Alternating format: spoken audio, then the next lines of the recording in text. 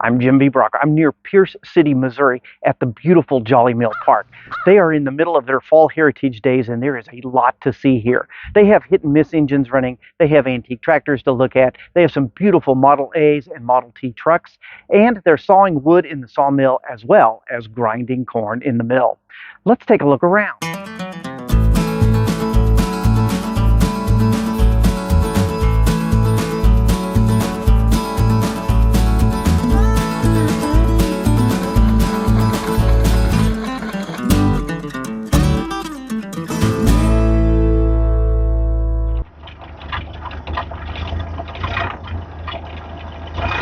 Beautiful. Tell me a little bit about it. Where you got it? Well, I've had it about 3 years now, 4 years, I guess. It came pretty much like it is, except it didn't have a bed on it. A gentleman that was in the A Club locally in Springfield had 4 different A's, all painted the same way, different years, different configurations, different models. This was the only pickup. And unfortunately, he passed away. And like so many of them, he left an estate along with, I think, 2 other cars that was like a Mustang and a Camaro. And somebody bought the whole estate. They wanted to sell the whole thing, but they wanted the Mustang and the Camaro. So a couple of other gentlemen that were in the Model T Club bought all 4 of these, and they wanted to keep 1 each. And that's when this one became available. So I bought this one. Worked out in your favor. Like I said, I really haven't done much of anything to it. It was engine-wise and all that, transmission, the drivetrain was all redone. It runs great. It did not have a bed on it. Had the fenders with it, but it was not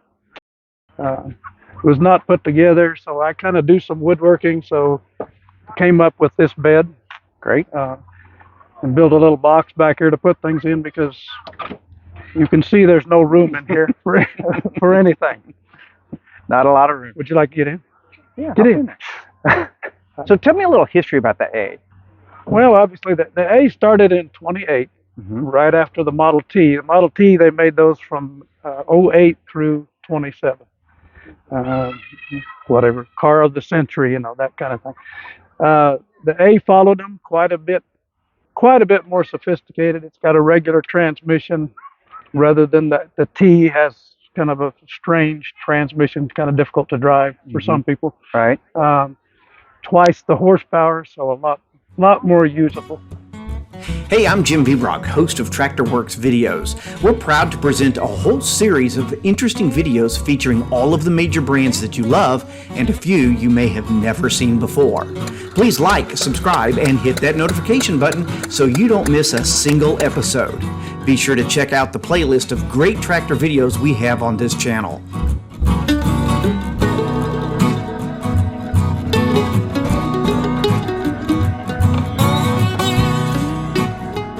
You take it parades and so forth. What's the road speed on it? Well, I mean, we were on 60 for a while today, and I could drive at 50 miles an hour pretty comfortably. You can go faster than that, but you're dealing with nearly 100-year-old suspension and steering. Probably not a smart thing to do a lot of. Right. And the tires were a problem when these were new. I mean, they have modern tires today that look like the old tires, but you can only go 30 or 40 miles and you had to change a flat. Well, yeah. Even when I was growing up in the 50s, tires are a lot different than then. Yeah, we changed a lot of flats back then. So right. Quite a bit different, yeah.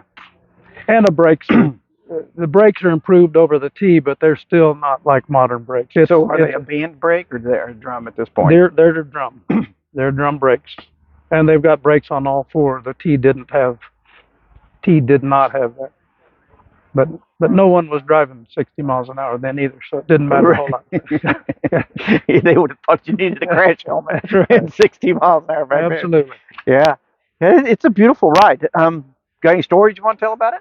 Well, like I said, it hasn't been mine all that long, so I really don't have much to say about it. I've been involved with the T's for quite a few years now and really enjoy those. And just this one came up, and I thought it'd be nice. I like trucks.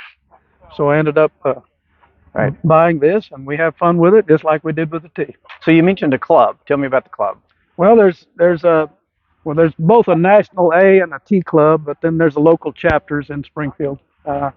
And I belong to the A club, and that's what most of these people over here belong to, that same club. So it's a chapter of the national, kind of like a lot of these larger clubs. So, Right.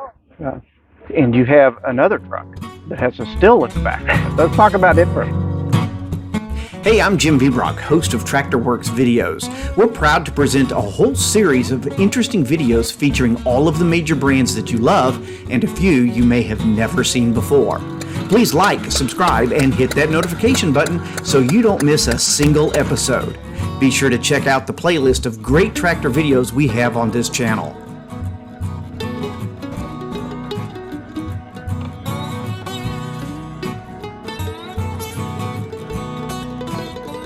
And you have another truck that has a still in the back of it. Let's talk about it for a minute. well, that's the T.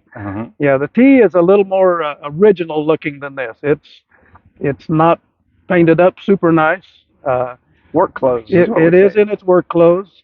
It's not beat up. It's unique in that it's unique in my mind that it is a truck and not beat up.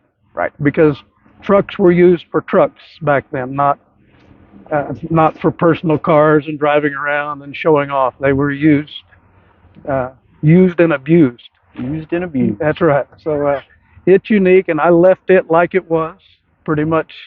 As far as the drivetrain, it was all changed, and we drive it probably more than I drive this. And what year is it? It's a 25. A 25. And that's the first year that Ford made a pickup truck.